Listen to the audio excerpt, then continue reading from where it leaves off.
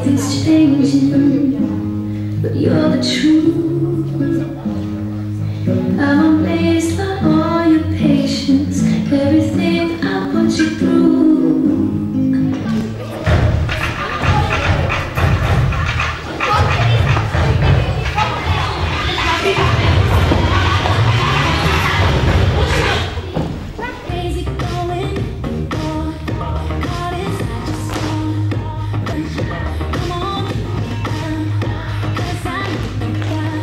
Odkedy tancuješ? Ja od minulého roku. A na akých súťažiach si už vystupovala?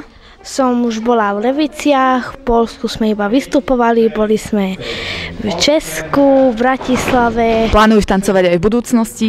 Áno. Ty tancuješ odkedy? Ja rok. Aký štýl ťa baví najviac?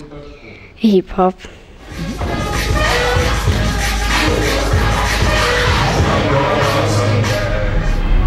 Ktorú súťaž považujete za najvýznamnejšiu pre vašu skupinu v tomto roku? Takže v tomto roku to bol Svetový pohár v Ústí nad Labem v Českej republike.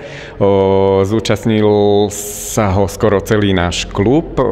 Nominovali sme sa tam z majstrovstiev Slovenska a najväčší úspech bolo 6. miesto juniorskej disco dance formácii, ktorá sa nestratila. Prakticky medzi tými najlepšími boli Češi, Slováci a za nami skončili takí Taliani, Belgičania, Nemci, čo si myslím, že je veľmi dobré. A takisto sme tam mali aj solistky juniorské, aj detské a ešte aj street show duo juniorské a disco duo a disco skupiny juniorské.